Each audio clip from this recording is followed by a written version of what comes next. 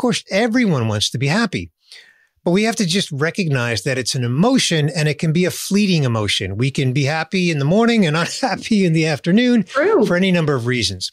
Fulfillment is typically associated with an achievement. It can be a small achievement. I got to the gym this morning. It could be a mediocre achievement. I finished a project on time. Or it could be a gigantic achievement like you have achieved, writing a book. That's a big achievement.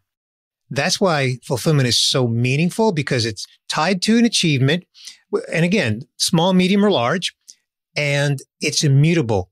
Really nothing, in most cases, nothing is going to take away that feeling of fulfillment that you have over whatever it is that you're fulfilled about.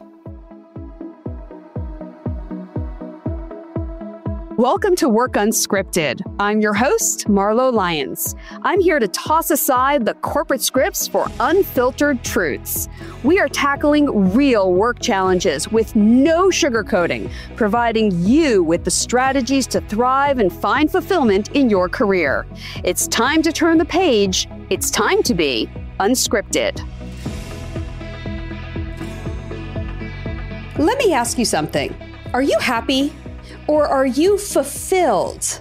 And no, they're not the same thing. Happiness is fleeting, but fulfillment, that's deeper, longer lasting, and more powerful than a momentary burst of joy. Today, I'm excited to dive deep into the concept of fulfillment with someone who's dedicated his life to exploring it, Bernie Borges, the self-proclaimed fulfillment architect.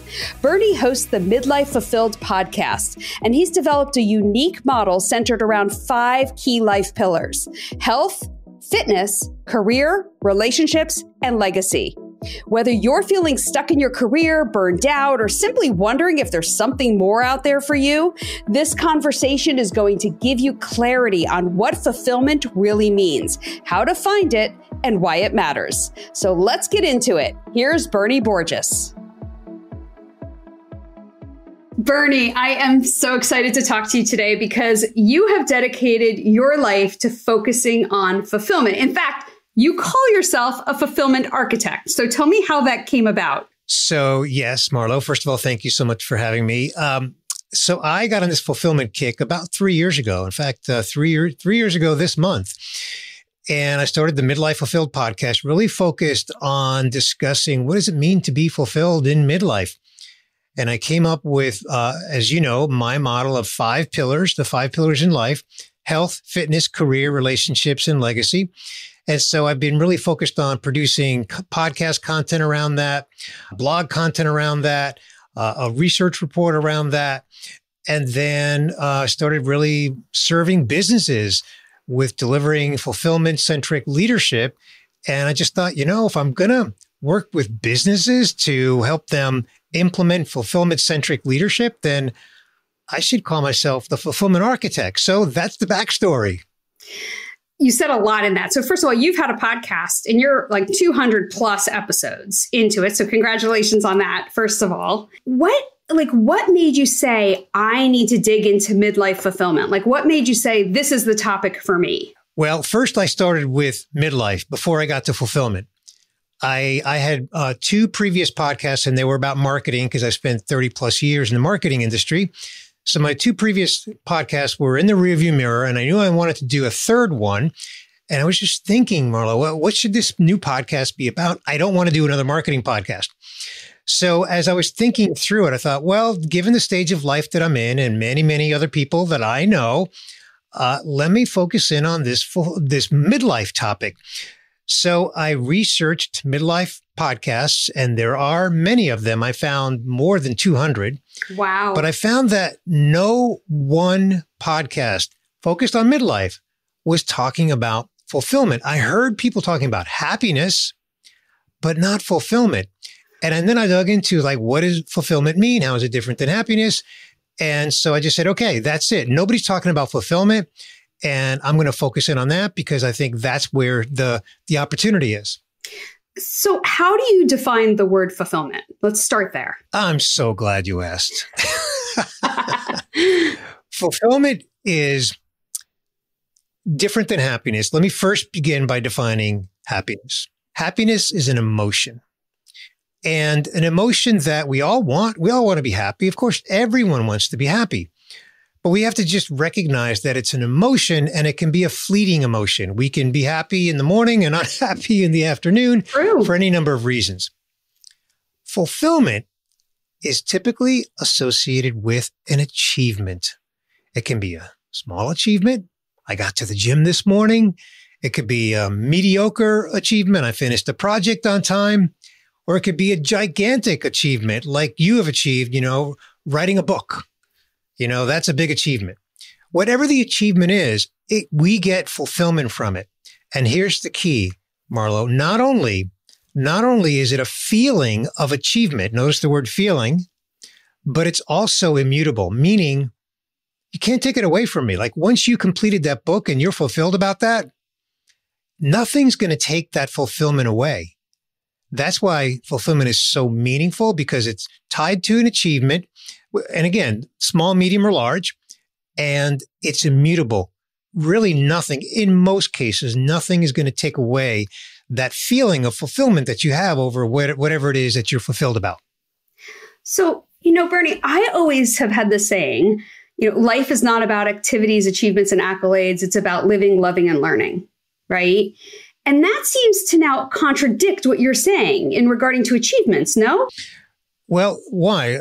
Life is about living, loving, and learning. Right. So when I say that, I'm talking about learning something new, learning about yourself, loving, which is the connection with others, and living, meaning, doing things that fulfill you, right? That make you happy, that happy, like you said, is fleeting, but doing things that really are about you living your life and not waiting, right? Not waiting to retirement, not waiting for something to happen. I'm going to go out and date when I lose weight, or I'm going to go, I'll eat out when I get more money, or I'm going to do that when I retire, really living now.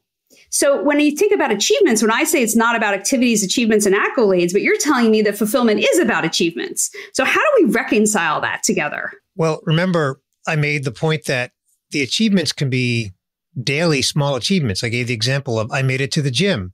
Now, in my case, I do go to the gym regularly, but for some people, they kind of struggle with that. So that can be an achievement, right? Or, I attended, my kid's game, and, maybe I thought I was too busy to do it, but I made the time.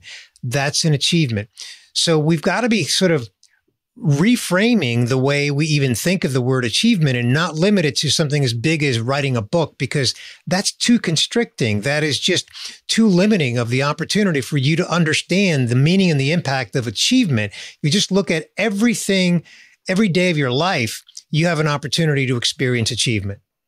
So that's the thing. You're talking about the little things people just brush over.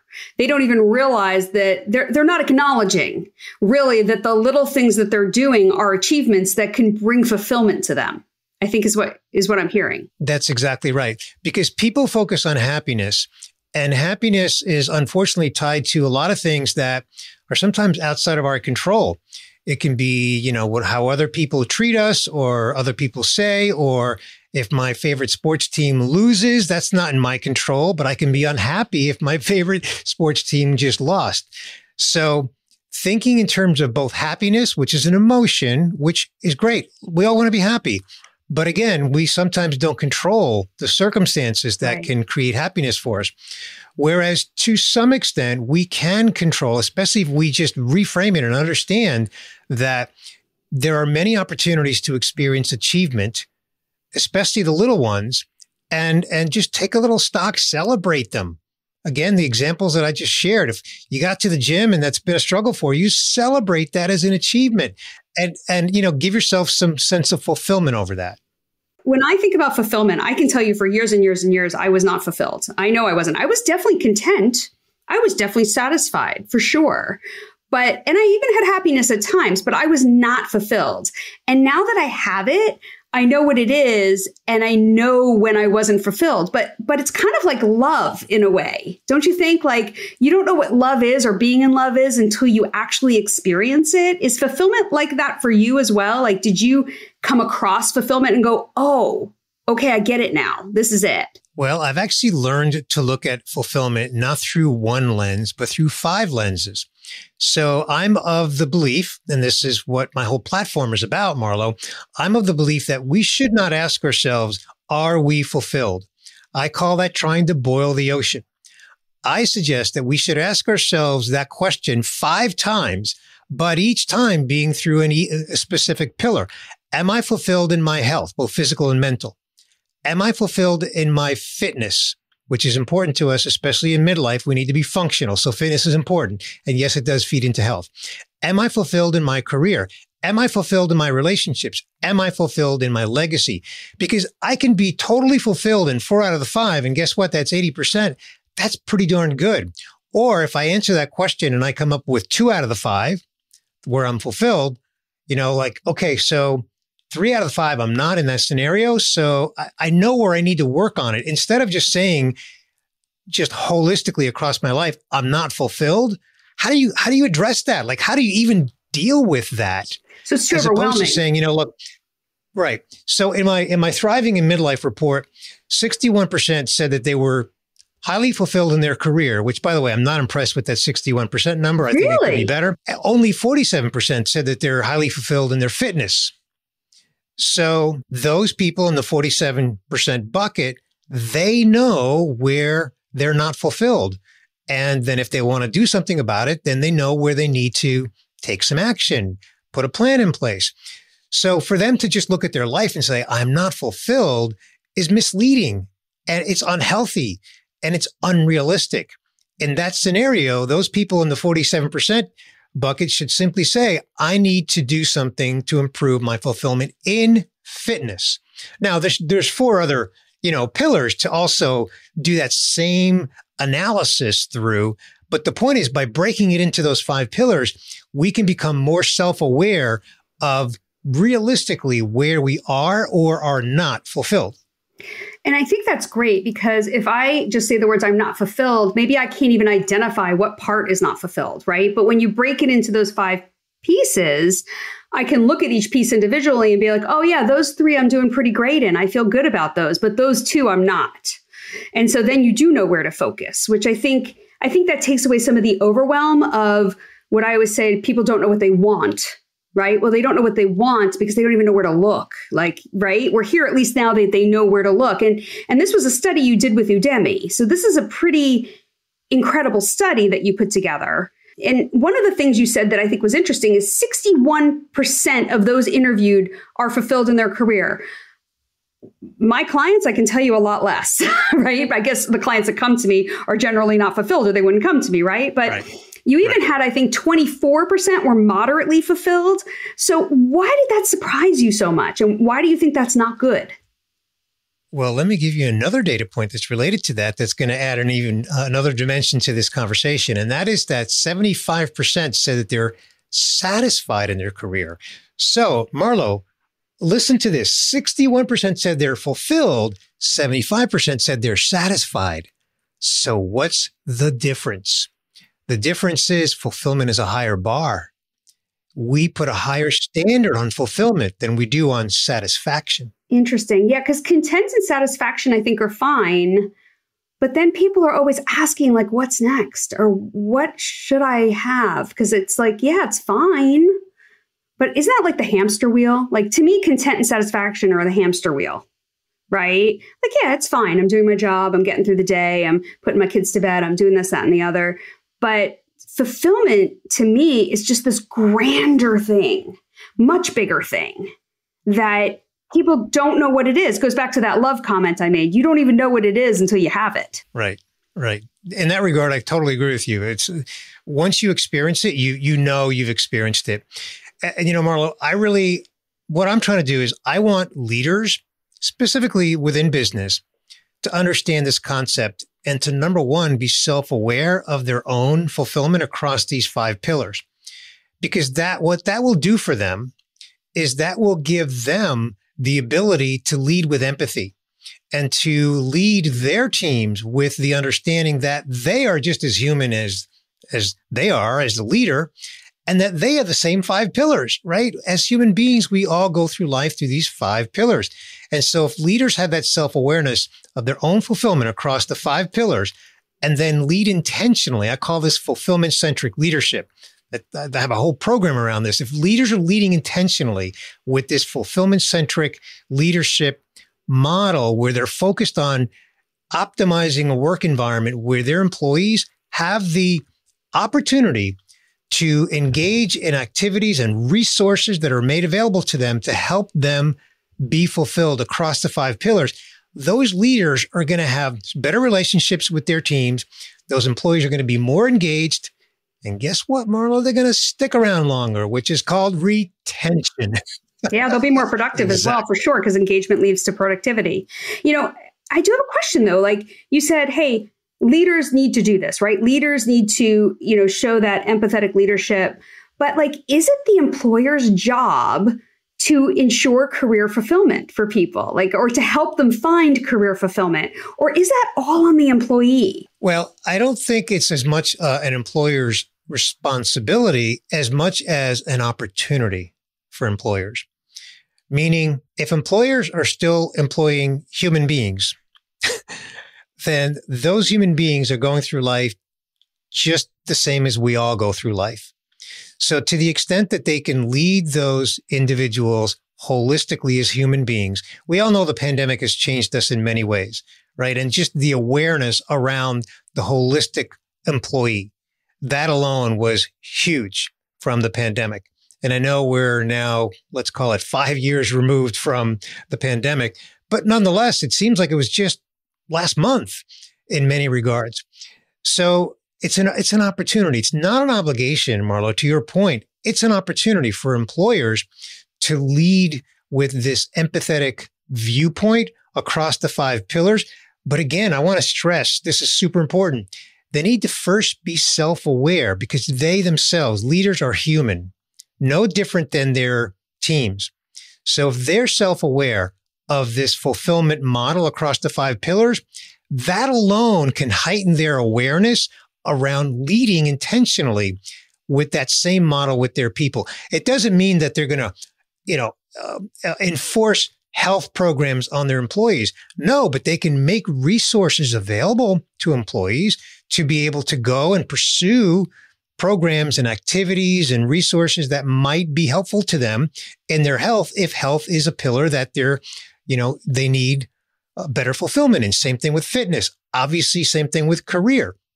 One of my favorite books, besides yours, of course, is Reid Hoffman's book, The Alliance, where he talks about, having a relationship with an employee for a season and helping them, acknowledging that they have a career they're working through. And then while they're with you, make the most of it and gain their loyalty by looking at their career holistically, long term. If you do that holistically across an employee's entire life through these 5 pillars, you win more loyalty, you win more engagement. As you said, you get more productivity and higher retention. When I think about these pillars, so we have health, we have fitness, relationships, legacy, and career, right? I think health, employers are pretty in tune with that. You get all these surveys that say, hey, if you're not a smoker, you get, $20 off your insurance or something, right? Or, they offer, health and health type of programs, right? I think employers have been doing that for years, maybe some more robust than others. I think fitness, though, some employers offer yoga and things like that, but outside of that, not much. Right? Career, they offer you to upskill, right? And I know your report came out, 78% of midlife respondents said that they're working on new professional skills, and companies want you to upskill, right? They need you to upskill. So they're going to be all in on that. But as far as figuring out what you want to do if you're not happy in your career, or figuring out how your career aligns with your values, how to find fulfillment in your career, I think they don't do anything with that. I never have seen anything in it, and I've been in HR. So, they just want you to work more or less. And then, relationships, they're not intervening if my husband and I have a fight necessarily, right? Or they're not, helping you build relationships necessarily. And I don't know anybody talking about legacy, individual legacy, right? Companies have legacies. So where should they jump in first? What's the first place you think that a company should jump into to make their employees, be more engaged, which will help them be more productive. I hate to use the word, make employees feel like they care. Yeah, no, that's a great way to put it. And look, I love this question. First of all, again, HR, you said you worked in HR. I know that about your background. HR needs to be involved for sure. And to work with leaders, because leaders are in the trenches. They're working in a line of business. They're working in a specific function. Leaders are generally, not in the business of being HR. So HR needs to be in this conversation. And then just putting in place resources and programs for each of those 5 pillars, and then communicating. Boy, I can't emphasize that word enough. Communicating to the employees, that I'm going to speak in the second person as an employer. We care about you as a person. So across these 5 pillars, here are the resources available to you for health, for fitness, for career, for relationships, legacy. By the way, relationships, use, an example of you and your husband, but what about relationships at work? Why not offer programs, communications programs around how to foster relationships that can foster better collaboration, which can create better, business results, right? And legacy. Marlo, what if you had a passion for cats and there was a local rescue center that was focused all on cats, and you volunteer there on the weekends, and I'm your boss, and you tell me about it, and I take a great interest in that passion of yours, and we have conversation about it that I bring up. We have meetings, business meetings, of course, but then I ask you, so how's that rescue center, coming along? And you tell me, well, we had 25 cats and now we're down to 20 because 5 found new homes. And I see the smile on your face and I'm engaging with you. That is going to be part of your legacy, right? So encouraging employees to actually be thinking about that is just a simple way to do it. Just literally communicate the fact that we know you have interests outside of work. So what are they? If we can support them, support you and having an interest and a passion around, a rescue center for cats, obviously just an example, then you feel valued as a person, not just the label on your head. That's your title on your business card. And I think, that legacy piece, like I've never had an employer ever ask me, what do you want to be known for when you're gone and you've left this company or you've, departed this earth, what do you want to be remembered for? Nobody's ever asked me that, right? But also just to get people to think about it, right? Like, what do I want to leave? Do I want to leave somebody who worked hard and, that's all I did? And then I went home and I ate a frozen pizza every night? Or do I want to actually, make a difference in the world, right? I think it might spur some really interesting conversations with people. Exactly. And for some people that haven't thought of it, so just having the conversation can just give them an opportunity to think about it. And for others, they might have thought about it, but they feel too constrained, too busy, just too busy, like they just feel overwhelmed with life. But if the employer is actually putting it on their radar and having some conversation with them about it and encouraging them, and there are a lot of companies, and I know not every company does this, but there are a lot of companies that will give employees a small amount of time to go and support some passion project, right? Whether or not an employer does that, there's so many ways to skin this cat. Oh, no pun intended on that one. Probably doesn't go well with the cat story. Rescue Center. Fortunately, I'm a dog person, but sorry, cat people. So, Bernie, when I think about all of this, it all comes back to care, right? Like when I think about like employee well-being, that's a hot topic right now, right? And that goes to your health and your fitness pillars, right? And relationships probably as well, and probably career, right? But it's a hot topic, just well-being, emotional, physical, mental well-being.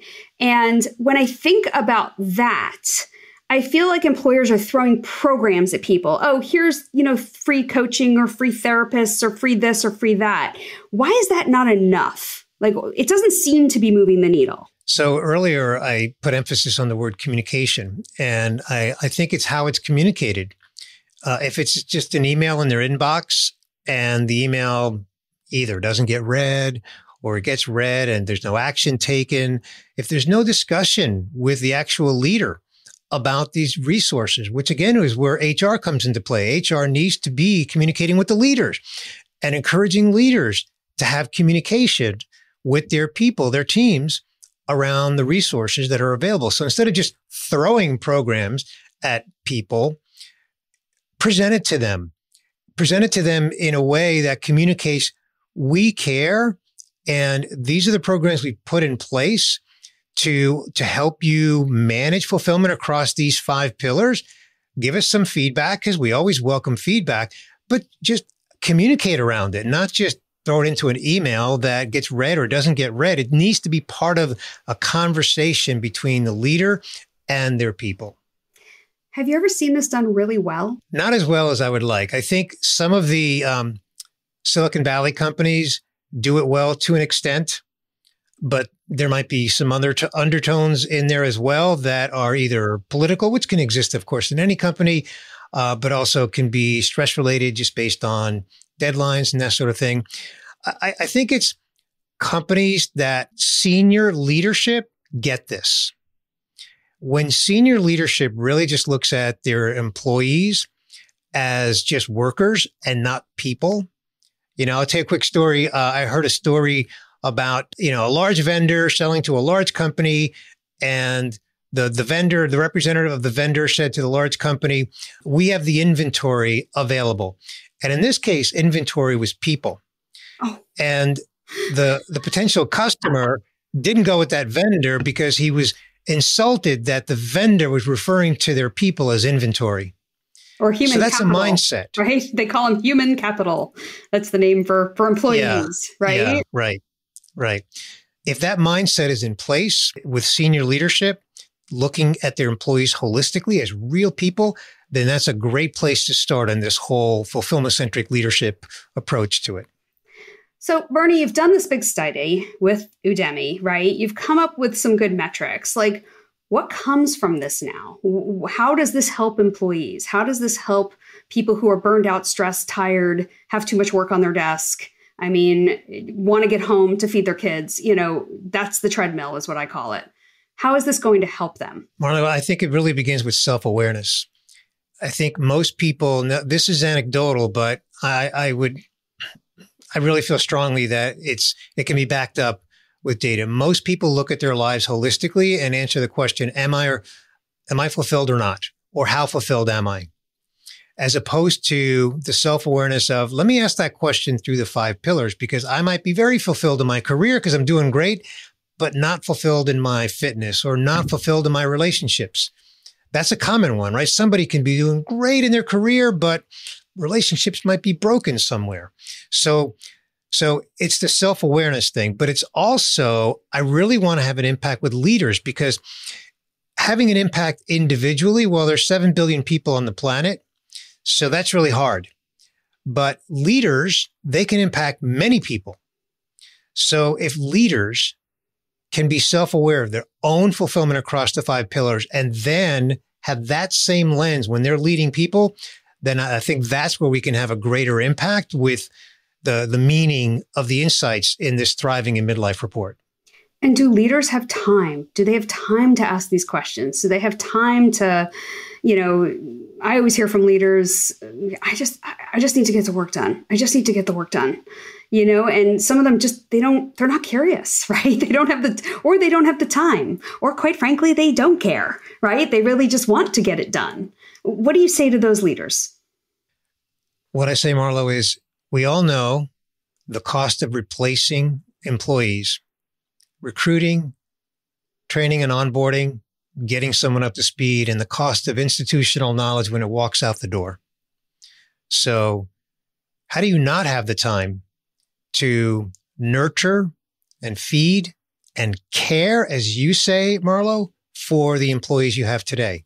How do you not have the time when you know that the alternative is an exponentially higher cost to find and train and onboard new people and get them up to speed with the institutional knowledge that you need? That's how I look at it. Yeah. So with this report now, is this something you're now talking to companies about? about how to have these conversations, how to train their leaders to have these conversations, to provide an additional type of resource for them to, to engage with their employees? Absolutely. So what I'm doing is I'm speaking. So I'm doing keynotes around this, but I'm also offering workshops. So I'm encouraging organizations to embrace, again, what I call fulfillment-centric leadership. So it begins with that self-awareness. So if organizations can really begin to look at their employees holistically through the lens of these 5 pillars, then they can really have a significant impact on how their employees are engaged in their jobs, right? The whole quiet quitting thing, right? A lot of employees are they're not that engaged in their job. So boosting engagement, boosting collaboration, which boosts productivity, and of course, contributes well to retention. But again, and I don't mean to be terribly redundant on this, it really begins with senior leadership just having this mindset of, let's care for our employees, let's look at them holistically as people, let's be self-aware for ourselves as leaders of our own fulfillment across these 5 pillars, and then think about how our employees need to do the same thing. And if that mindset begins to really permeate, out there in corporate land, then I think we can have a greater impact than just trying to reach 7 billion people across the planet with this message. Let's try to reach more head bowling pins, if you know the metaphor of a head bowling pin, right? A leader who might have, say, 25 people or 50 people can have a greater impact than one person just reading this report. Of course, the report is free for individuals and anyone can read it and benefit from it. But boy, these leaders can be head bowling pins and can really have an impact in a bigger way. Yeah. And I think training those leaders and helping them become self-aware of their own fulfillment, but also, helping them be vulnerable with their team as to where they're looking at their own lives, I think will help their team also look at their lives. It's the leader that goes and takes the walk during lunch that the employees then feel comfortable taking the walk during lunch. So I agree with you. The leaders have to lead through this.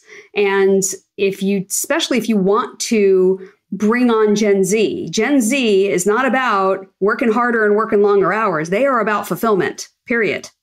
And if you're not going to provide fulfillment, and if you don't adjust to provide fulfillment and show innovation in this area of fulfillment, you're not going to have your workforce is going to have a huge gap, because Gen Z is 12 to 26, I believe.